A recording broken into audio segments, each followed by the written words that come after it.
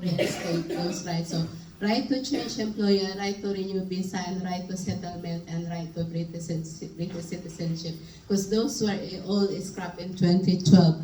Now, I approached her again because there was a Filipino woman, a domestic worker in Abu Dhabi who was sentenced to death.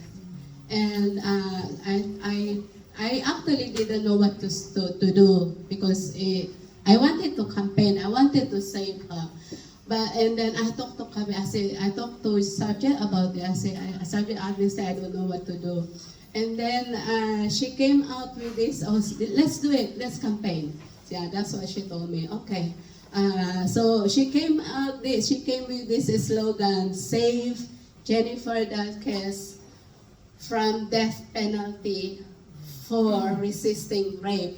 So that line already speaks everything already what we want to do. Yeah. So we campaigned really very hard. She was with us all the time. We were in the UAE embassy each time Jennifer appeared in court in Abu Dhabi, and we were here in London.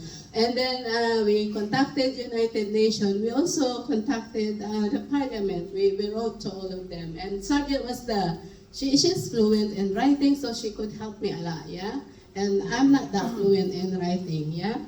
And then we won that campaign.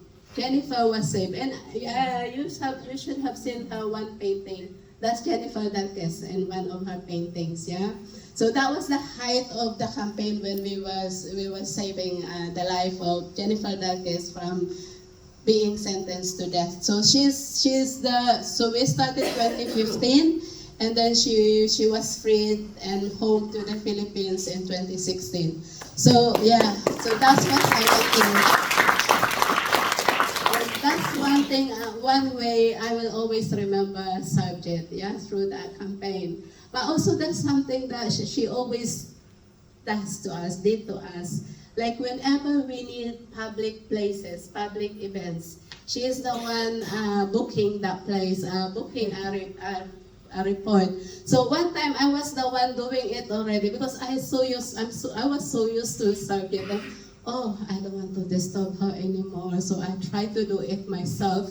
But I wasn't that confident, when Sarbjit was doing it, it's like, I could relax, like, oh, it's Sarbjit who did that, I'm sure that's okay. But when I was doing it, I was like, I have to call many times, are you sure it's okay already? It's been saved already? So I don't have that kind of assurance that I could do it. So I'm glad I was able to do it while she was still around. And yeah, and then she was always with us in the rally. We were in the parliament, and I remember her very well when she stood in the Trafalgar Square, media rally. She spoke on our behalf, and I just kind of, oh my God, I need to learn that. I need to be that strong in the stage. And yeah, so maybe it's like you will really be inspired on how the voice. So we were now named the voice of domestic. It has nothing to do with changing with whatever we do, yeah, and campaigning for the rights of migrant domestic workers and migrant workers, but it's also something to do with funding application. So we find it hard to apply funding, so we choose to be a charity. Which we still do the same. We can do. I know there are some restrictions, but we still find a loophole to campaign to still do what we want to do. Yeah, it never silences us. We always find a way. So that's how really I will remember Sarbjit, and I really feel better whenever I think that way. That she's just there watching us all.